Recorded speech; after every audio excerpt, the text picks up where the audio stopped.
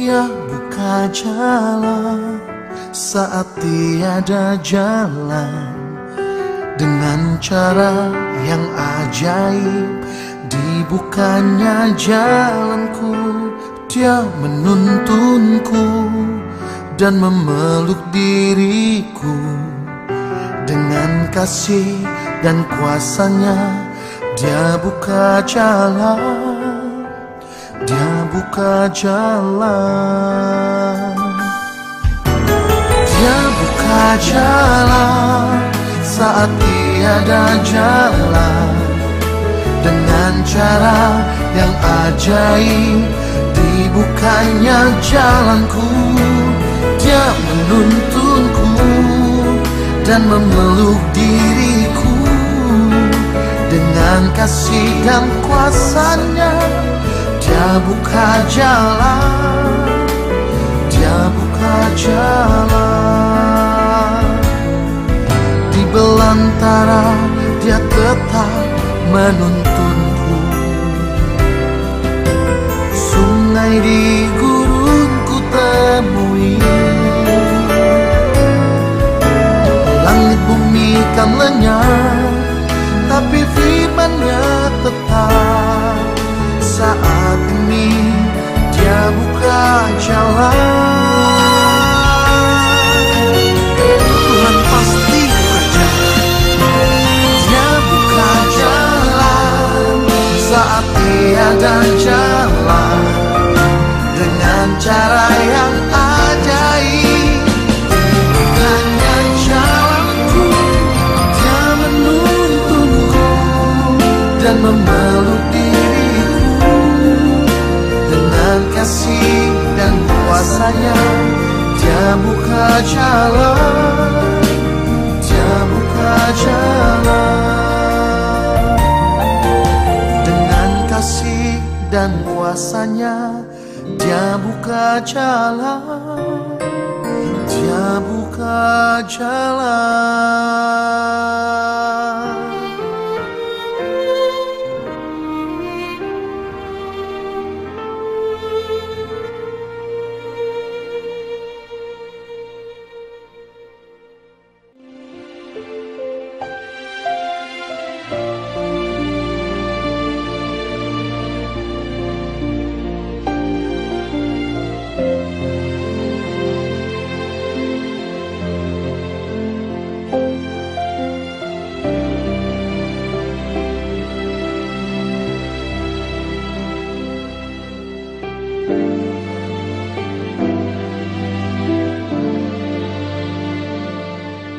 Engkau ada bersamaku di setiap musim hidupku. Tak pernah Kau biarkan ku sendiri.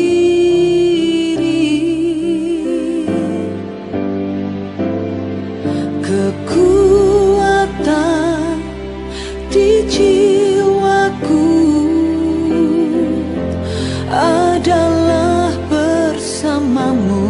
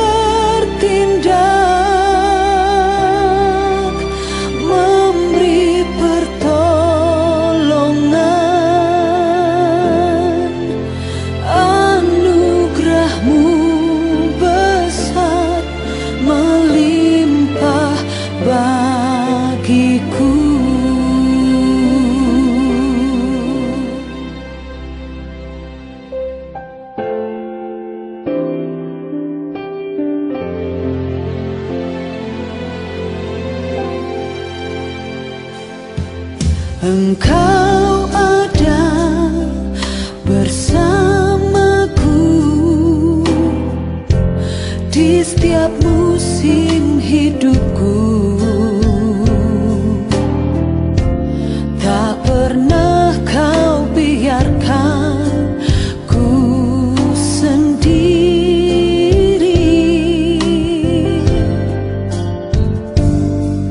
Kekuatan di jiwaku adalah bersamamu. Tak pernah ku ragukan kasihmu.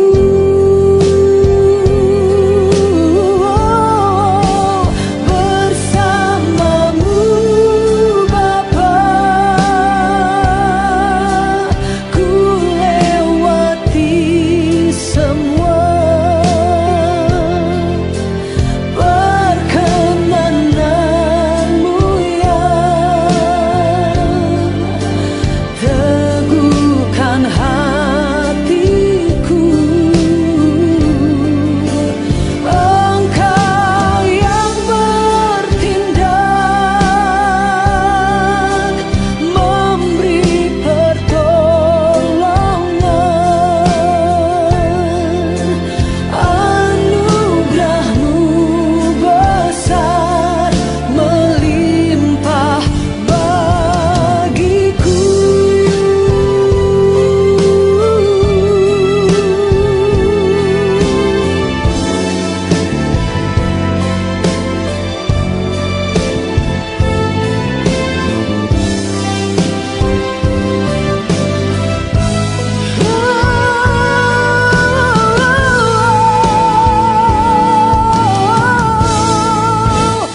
Bersamamu Bapa, ku lewati semua. Perkenananmu yang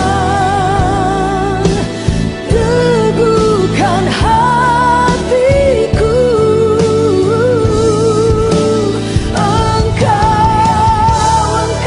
yang bertindak, memberi pertolongan.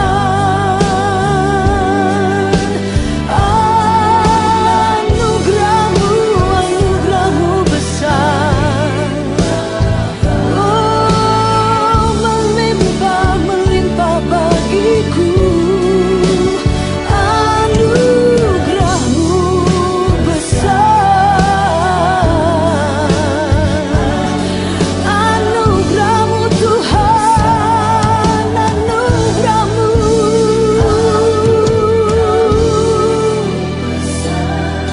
melimpah bagiku. Shalom semua, puji Tuhan. Kita akan kembali mendengarkan kebenaran firman Tuhan. Tapi sebelum itu, mari kita berdoa. Tuhan Yesus, terima kasih buat waktu, kesempatan yang Kau berikan dalam setiap hidup kami Tuhan. Kami mau belajar firman-Mu. Jadikan hati kami seperti tanah yang gembur, sehingga pada saat firman-Mu ditaburkan, firman itu akan menghasilkan buah dalam kehidupan kami. Tolong anak-Mu Tuhan, yang hanya alat-Mu, yang tidak mampu tanpa Engkau. Di dalam nama Yesus. Amin. Salam, sekali lagi salam ya. Hari ini kita akan melanjutkan pembahasan kita di dalam Roma pasal yang kelima ayat 1 sampai yang ke-21 ya. Saya di situ beri judul dari pasal Roma ini, pasal 5 ini dari kitab Roma, karena satu pribadi kita dibenarkan.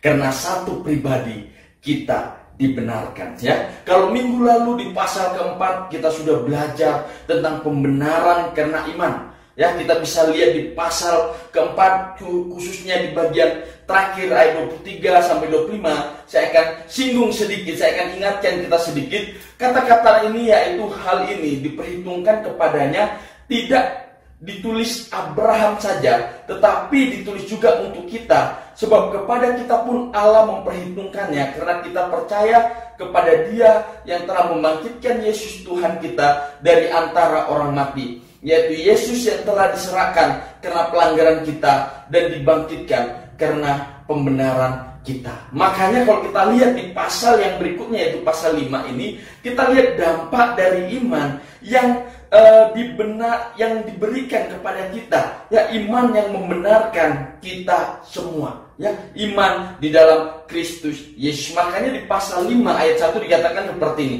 sebab itu berarti dengan kata lain, kata sebab itu berbicara tentang ayat sebelumnya sebagai sumber akan dampak yang akan kita lihat di ayat 1 ini. Apa itu dampak dari iman kita di dalam Kristus Yesus? Yang pertama, di ayat pertama dikatakan seperti di ayat 1, ya, kita hidup dalam damai sejahtera dengan Allah oleh karena Tuhan kita Yesus Kristus. Jadi yang pertama adalah iman di dalam Yesus Kristus itu menghasilkan hidup dalam damai sejahtera dengan Allah karena Yesus, ya. Jadi dengan kata lain, ya, di sini kita hanya bisa didamaikan dengan Allah melalui pengorbanan Kristus di atas kayu salib. Ya, itu yang kita harus pahami. Pertama, oleh karena iman kita di dalam Yesus Kristus, apa yang Dia lakukan di atas kayu salib itu mendamaikan kita dengan Allah. Kita memperoleh pendamaian dengan Allah. Dengan kata lain, sebelumnya kita musuh. Iya, kenapa? Karena dosa kita. Makanya Yesus datang ke dunia, Dia mati di atas kayu salib untuk menebus kita dari dosa-dosa kita, sehingga kita didamaikan oleh Tuhan, ya. Jadi dengan kata lain, usaha setiap kita manusia, usaha kita sendiri untuk benar di hadapan Allah, untuk bisa damai di hadapan Allah, di luar di dalam Yesus, itu sia-sia saja. Di luar dari iman kita dalam Yesus Kristus, mencoba untuk benar di hadapan Allah, percuma, sia-sia. Ayat kedua, oleh Dia kita juga beroleh jalan masuk oleh iman kepada kasih karunia ini. Dalam kasih karunia ini kita berdiri dan kita bermegah dalam pengharapan akan menerima kemuliaan Allah. Wow. Yang kedua, kita bisa melihat bahwa iman di dalam Yesus, ya, karena kasih karunia yang Tuhan berikan kepada kita, ya, artinya bahwa kasih karunia, ya, iman kita ini adalah bahkan kasih karunia Allah yang diberikan, ya, pada kita, yaitu apa itu? Pengharapan menerima kemuliaan Allah. Artinya kita yakin, kita percaya iman di dalam Kristus membuat diri kita mempunyai akses akan kerajaan Allah, ya. Kita menerima kemuliaan Allah, hidup yang kekal yang Allah berikan dalam kehidupan kita. Wow. Dan ini janji yang luar biasa, ya.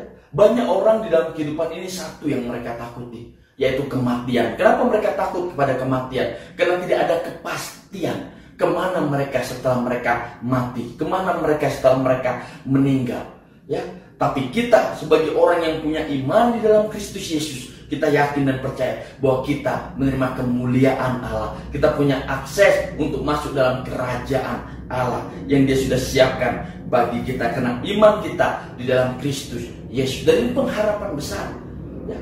Jadi bagi orang percaya, ya, setelah kematian adalah kehidupan yang baru bersama dengan Allah, ya, seperti itu, ya. Saya pribadi, ya, dulu sebelum kenal Yesus Kristus secara pribadi, kalau orang tanya, "Peter, kamu masuk surga atau neraka?" Saya langsung jawab, pasti masuk neraka. Kenapa saya begitu pasti saya masuk neraka? Karena dosa-dosa saya, ya. Karena saya tahu saya tidak punya iman di dalam Kristus Yesus, tidak ada kepastian. Jelas langsung masuk neraka, ya, seperti itu. Ayat 3 sampai ayat yang kelima.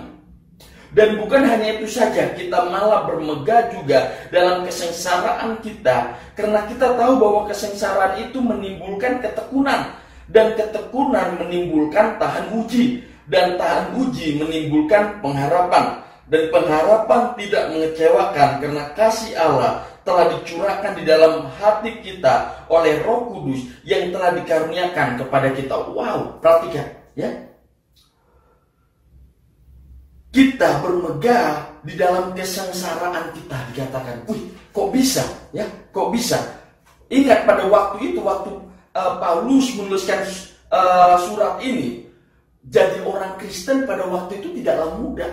Ya, tidak seperti kita sekarang hidup di kota Kupang, jadi orang Kristen kita bangga, ya, karena mayoritas ya semuanya beragama Kristen rata-rata di sini. Jadi kita dengan tenang kita bangga beta orang Kristen. Tetapi pada waktu itu menjadi orang Kristen itu sangat dianiaya, mereka disiksa, ya, mereka bahkan dibunuh seperti itu, mereka dianiaya, ya, seperti itu. Jadi tidak mudah ya menjadi orang Kristen atau menjadi pengikut Kristus pada waktu itu. Tapi Paulus berkata dalam iman kita di dalam Yesus Kristus memberi kekuatan, kesanggupan untuk bermegah di dalam kesengsaraan itu. Ya. Wah, dan ini sebuah sesuatu yang luar biasa. Ya. Kenapa saya tidak tahu pergumulan dan kesukaran apa yang saat-saat ini kita harus lalui sebagai orang percaya seperti itu. Tapi satu hal yang saya tahu, ya, iman kita di dalam Yesus menyanggupkan kita untuk melalui itu. Menyanggupkan kita untuk memampukan kita untuk melewati itu semua. Ya, seperti itu. Dan kita lihat di ayat 3 sampai 5 ini, ya, ada peningkatan, ada progres, ada peningkatan, ya, iman. Di situ kita lihat kesengsaraan yang menghasilkan ketekunan, dan ketekunan yang menghasilkan tahan uji, dan tahan uji yang menghasilkan pengharapan. Jadi kalau kita masuk dalam kesengsaraan karena iman kita dalam Yesus Kristus, kita harus sadar bahwa kesengsaraan itu membawa kita ke dalam ketekunan kita. Dan ketekunan kita di dalam Tuhan membawa kita kepada tahan uji. Dan tahan uji itu membawa kita kepada pengharapan. Ya, pengharapan dalam Yesus tidak pernah mengecewakan kita. Ya. Kenapa? Karena ada Roh Kudus yang sudah diberikan kepada setiap kita, setiap orang yang percaya pada Kristus, yang memberikan kita pengharapan. Ya, seperti itu. Dengan kata lain, setiap kita yang percaya pada Yesus itu dikaruniakan Roh Kudus dalam setiap kehidupan kita orang percaya, ya. Dan ini kadang kita lupakan sebagai orang percaya.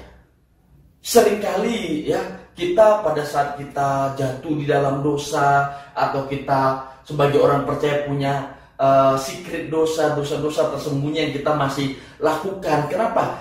Kurangnya kesadaran bahwa kita itu tidak pernah sendiri.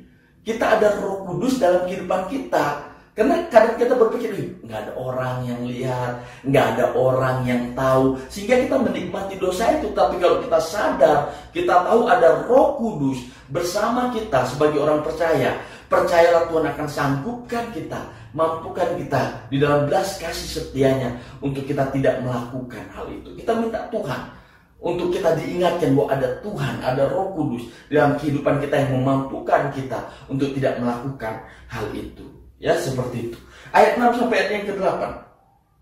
Karena waktu kita masih lemah, Kristus telah mati untuk kita, orang-orang durhaka, pada waktu yang ditentukan oleh Allah. Sebab tidak mudah seorang mau mati untuk orang yang benar, tetapi mungkin untuk orang yang baik ada orang yang berani mati. Akan tetapi Allah menunjukkan kasih-Nya kepada kita oleh karena Kristus telah mati untuk kita ketika kita masih berdosa. Wow.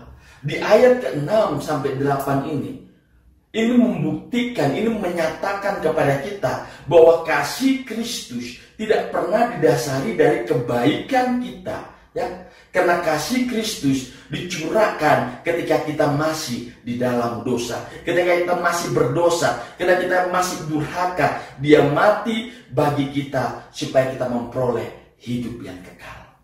Wow. Dan itulah bukti dari kasih Kristus, ya. Jadi kesadaran ini penting. Kenapa penting? Ya, untuk kita jangan pernah berpikir, ya, bahwa Tuhan mengasihi kita, mengasihi saudara dan saya, ya, seperti itu karena apa yang kita lakukan. No, jangan, ya, seperti itu. Tapi Dia mengasihi saudara dan saya berdasarkan apa yang Dia lakukan, berdasarkan kasih-Nya kepada kita, bukan berdasarkan kebaikan kita, perbuatan kita. No, karena ayat ini jelas menunjukkan Dia mati untuk kita bahkan di saat kita masih berdosa. Seperti itu. Artinya bahwa kasih Kristus tidak pernah didasari dari kita coba untuk earn kebaikannya, untuk earn kasihnya. No, tidak bisa kita coba untuk dapatkan itu kasihnya. No. Tetapi ya, kasih Kristus selalu didasari oleh karena cintanya kepada kita, kasihnya kepada kita, bukan karena kebaikan kita kepada Dia. Tidak seperti itu. Tetapi pure, murni kasih Kristus, kasih Tuhan kepada kita. Makanya di Yohanes 3:16, karena begitu besar kasih Allah ya akan dunia ini, sehingga Dia mengorbankan anaknya yang tunggal, ya, sehingga setiap orang yang percaya tidak binasa, ya, melainkan memperoleh hidup yang kekal karena kasihnya. Ya, seperti itu. Jadi dasar dari apa yang Yesus Kristus lakukan itu dasar kasih yang Dia punya untuk kita, ya, yang Dia miliki untuk saudara dan saya. Seperti itu, ya. Ayat yang ke-9. Lebih-lebih karena kita sekarang telah dibenarkan oleh darahnya, kita pasti akan diselamatkan dari murka Allah. Di sini kita melihat bahwa hanya darah Kristus yang bisa menyelamatkan kita dari murka Allah. Hanya darah Kristus, ya, pengorbanan Kristus, ya. Jadi sekali lagi bukan karena perbuatan baik kita, ya, bukan karena apa yang kita lakukan. Contoh, saudara berpikir karena saudara sudah nyumbang di gereja begitu banyak, karena saudara sudah terlibat di dalam kegiatan rohani begitu banyak, dan itu membuat saudara berpikir, oh ini beta udah pantas ini masuk surga, beta udah pantas menerima pengampunan dosa seperti itu. No, karena pengampunan dosa hanya bisa saudara terima dengan darah Kristus, dengan pengorbanan Kristus, tidak dengan yang lain. Tidak bisa. Hanya dengan pengorbanan Yesus Kristus di atas kayu salib, oleh darah Kristus dosa-dosa saudara disucikan, ya, seperti itu. Ayat 10 sampai ayat yang ke-11. Sebab jikalau kita ketika masih seteru diperdamaikan dengan Allah oleh kematian anaknya, lebih-lebih kita yang sekarang telah diperdamaikan pasti akan diselamatkan oleh hidupnya. Dan bukan hanya itu saja, kita malah bermegah dalam Allah oleh Yesus Kristus Tuhan kita. Sebab oleh Dia kita telah menerima pendamaian itu. Oleh Dia, oleh siapa? Yesus Kristus kita memperoleh pendamaian itu. Ya, seperti itu. Wow, ya. Dengan kata lain, karena kita sudah didamaikan oleh Kristus, kita bisa bermegah di dalam Allah. Wow. Jadi ingat, pondasi kita bermegah di dalam Allah. Kita layak di hadapan Allah. Kita dimuliakan oleh Allah. Pondasinya adalah karena Yesus Kristus, ya. Seperti itu, bukan karena yang lain. Tapi karena iman kita di dalam Yesus Kristus, kita percaya akan pengorbanan Yesus Kristus di atas kayu salib untuk keselamatan kita, untuk pengampunan dosa-dosa kita, untuk pembenaran kita. Dan ini sesuatu yang luar biasa yang kita orang Kristen, orang percaya harus ingat. Sehingga apa? Sehingga kita tidak bisa jatuh dalam dosa kesombongan. Ya, karena dosa kesombongan adalah sesuatu yang sangat-sangat bahaya.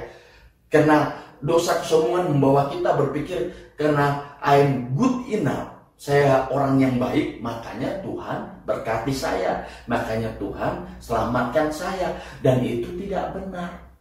Seperti itu. Yang benar adalah karena kasih karunia Allah, kita diselamatkan oleh pengorbanan Kristus di atas kayu salib yang mengubahkan hidup kita yang secara natural jahat menjadi baik. Itu yang benar. Karena iman kita di dalam Yesus Kristus, sehingga kita bisa bermegah di hadapan Allah. Seperti itu, bermegah di dalam Allah. Tapi dasar kita bermegah bukan dari diri kita, tetapi iman kita di dalam Yesus Kristus. Seperti itu. Ayat yang ke-12 sampai ayat yang ke-21.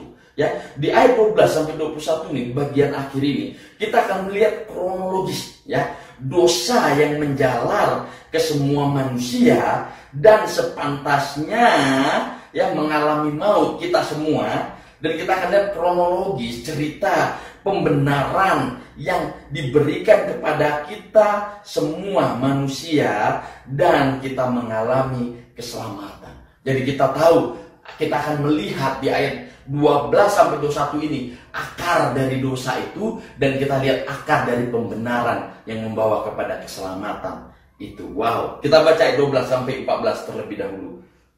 Sebab itu sama seperti dosa telah masuk ke dalam dunia oleh satu orang, dan oleh dosa itu juga maut, demikian maut itu telah menjalar kepada semua orang, karena semua orang telah berbuat dosa. Sebab sebelum hukum Taurat ada, telah ada dosa di dunia. Tetapi dosa itu tidak diperhitungkan kalau tidak ada hukum Taurat. Sesungguhnya demikian maut telah berkuasa dari zaman Adam sampai kepada zaman Musa, juga atas mereka yang tidak berbuat dosa, dengan cara yang sama seperti yang telah dibuat oleh Adam, yang adalah gambaran Dia yang akan datang. Wow, di ayat 12 sampai 14 ini kita lihat dikatakan dengan jelas, melalui Adam dosa masuk ke dunia, ya.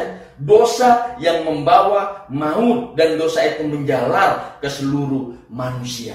Makanya di dalam kehidupan kita ada nature dosa yang sudah ada sejak kita lahir. Makanya orang nggak diajari berbohong, dia pasti akan berbohong. Seperti itu, ya.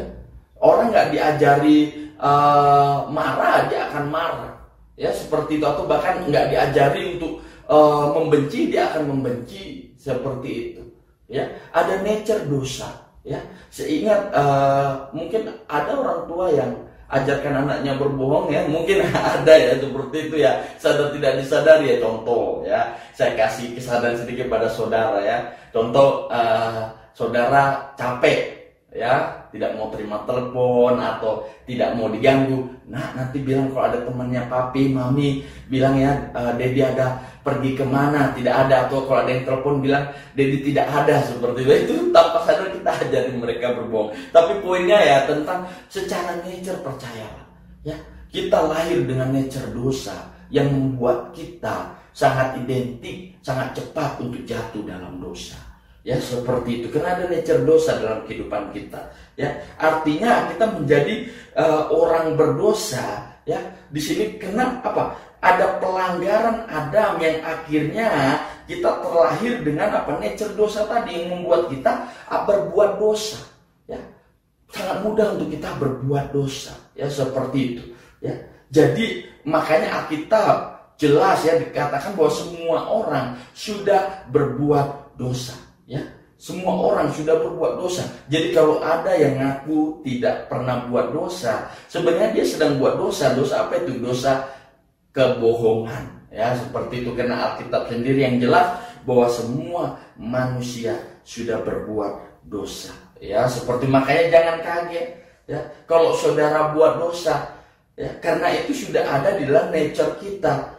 Kita harus kaget dan kagum kalau kita bisa berbuat baik, karena itu kasih anugerah Tuhan, ya.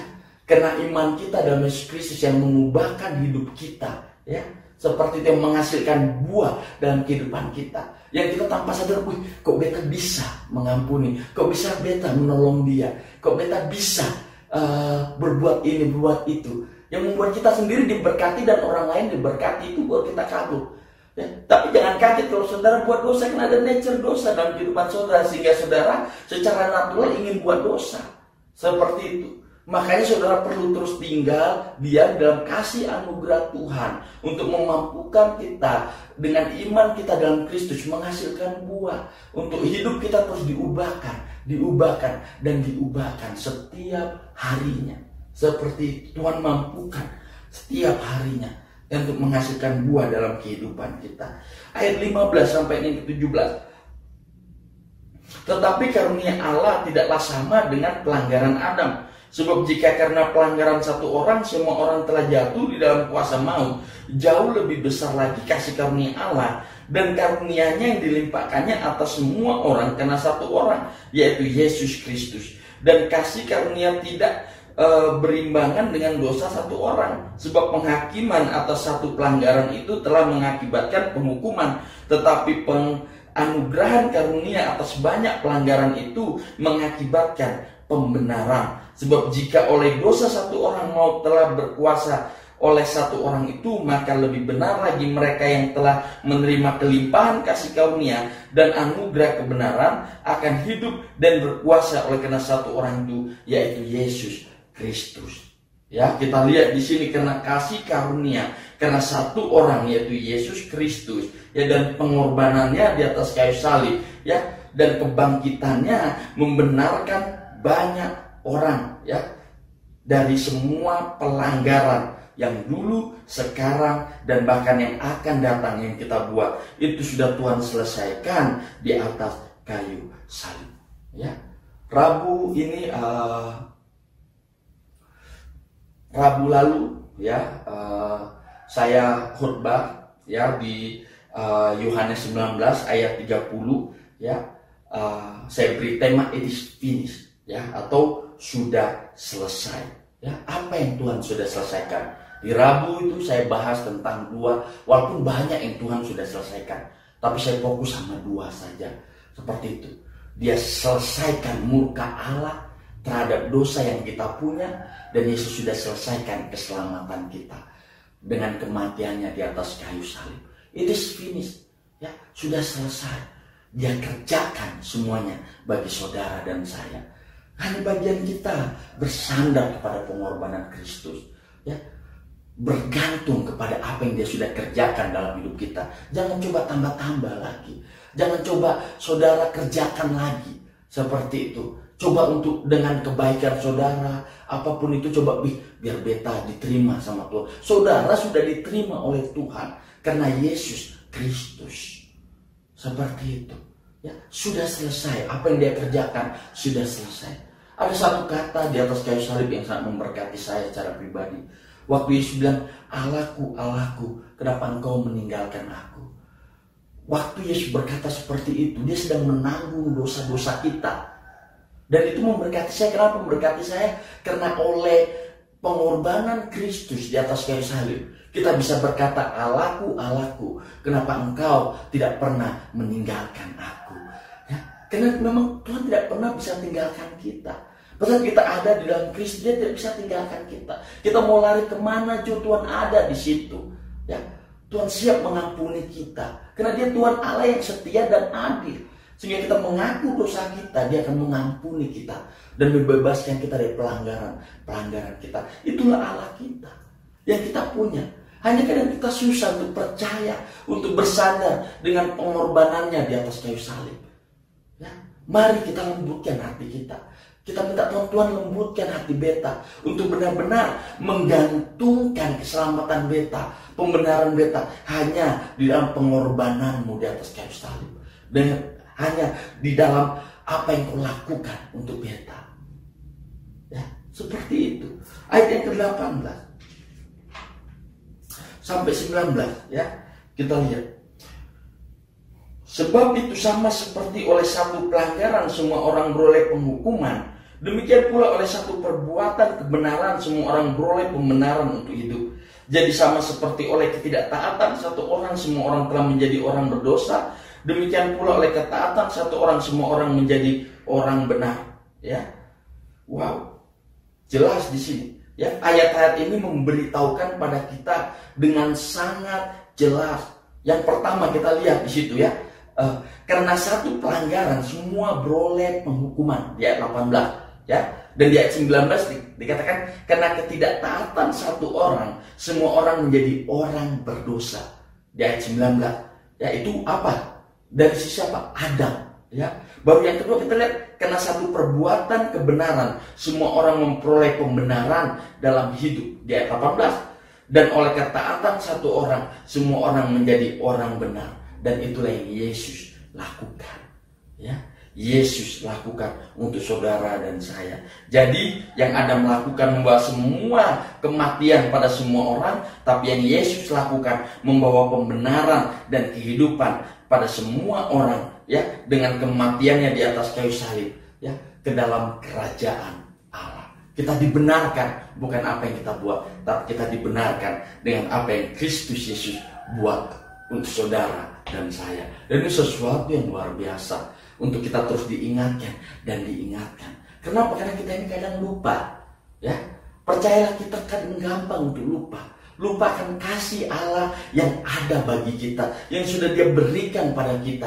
Ya, 2000 tahun lalu pada saat Dia memberikan hidupnya bagi saudara dan saya, itu bukti nyata akan kasih-Nya yang sempurna untuk saudara dan saya. Ya, tapi kadang kita lupa. Kadang kita masih saja kena beban begitu berat, pergumulan yang begitu berat. Kita masih berpikir kita sendirian. No, ya, kita nggak pernah sendirian. Ada Tuhan yang selalu bersama dengan kita. Ya, ayat terakhir 20-21. Tetapi hukum Taurat ditambahkan supaya pelanggaran menjadi semakin banyak, dan di mana dosa bertambah banyak, di sana kasih karunia menjadi berlimpah-limpah, supaya sama seperti dosa berkuasa dalam alam maut, demikian kasih karunia akan berkuasa oleh kebenaran untuk hidup yang kekal oleh Yesus Kristus Tuhan kita. Wow, apa ayat 20? Maksudnya di sini apa? Ya, kalau dikatakan tetapi hukum Taurat ditambahkan supaya pelanggaran menjadi semakin banyak, dan di mana dosa bertambah banyak, di sana karunia menjadi berlimpah-limpah. Apakah artinya berarti kita bebas buat dosa? Ya, apakah artinya kalau gitu kita bisa buat dosa? Di pasal 6 kita bisa lihat sangat-sangat tidak benar. Bukan seperti itu maksudnya. Ya, maksud dari ayat 20 ini sebenarnya saya sudah pernah bahas. Ingat di pasal 3, ya, ayat yang ke-20. Di situ saya jelaskan, jelas mengatakan bahwa hukum Taurat, dari hukum Taurat kita kenal dosa. Walaupun dosa sudah ada sebelum hukum Taurat, tapi hukum Taurat membuat dosa itu nyata. Seperti itu, nampak kepada kita. Ya, lalu apa fungsi dari hukum Taurat itu? Saya sudah jelaskan beberapa minggu yang lalu. Ya, bagaimana fungsi hukum Taurat menunjukkan kepada kita, ya, dosa-dosa kita yang banyak itu, ya, dan mengarahkan kita kepada Kristus, seperti itu, kepada pengorbanan Kristus. Makanya di ayat 21 dikatakan supaya sama seperti dosa berkuasa dalam alam maut, demikian kasih karunia akan berkuasa oleh kebenaran untuk hidup yang kekal oleh Kristus Yesus Tuhan kita. Wow, ya, seperti itu. Saya kasih ilustrasi saya untuk buat sederhana, buat gampang, untuk bapak, mama, kakak semua dimanapun mengerti. Ya, sama seperti ini. Ya, hukum Taurat itu sama seperti ini. Contoh, kita muka kotor, ya, kita ingin tahu kotornya itu seperti apa. Jadi kita pergi kemana? Cermin pastinya. Dan di cermin itu kita bisa tahu muka kita kotor, ya. Tapi cermin itu nggak bisa kasih bersih itu kotoran di muka kita. Kita harus ambil air. Ya, bila perlu sabun, cuci kok biar bersih. Ya, betul tidak? Sama hukum Taurat, ya, dia kasih tunjuk kepada kita bahwa kita nggak bisa memenuhi standar Allah. Ya, seperti itu. Ya, kita nggak bisa memenuhi standar Allah. Jangan contoh hormati orang tuamu. Ya, berapa banyak kita nggak hormati orang tua, kadang lewat perkataan kita, perbuatan kita. Ya, seperti itu. Ya, banyak hal ya yang kita lakukan. Ya, dan kita nggak bisa penuhi standar itu, ya, dan banyak hal dosa yang dinyatakan di situ, dan itu mengarahkan kita kepada siapa yang bisa hapus itu dosa-dosa? Yesus Kristus yang sudah rela mati di atas kayu salib untuk membasuh, darahnya tercurah membasuh dosa-dosa kita, sehingga kita datang kepada Yesus untuk menerima pembenaran itu, sehingga dosa-dosa kita dihapuskan. Ya, seperti itu, disucikan dosa-dosa kita, dibuang dari kita, ya, dan hukum dari dosa-dosa itu sudah ditanggungkan kepada Yesus. Jadi dengan kata lain, hukum Taurat menunjukkan kita bahwa kita orang berdosa, dan kita menuju kepada Yesus Kristus, membawa kita kepada Yesus yang bisa mengampuni dosa-dosa kita, yang sudah mengampuni dosa-dosa kita. Ya, seperti itu. Makanya semakin banyak hukum Taurat itu tunjukkan dosa-dosa kita, semakin kita melihat kasih karunia Allah yang begitu besar kepada kita.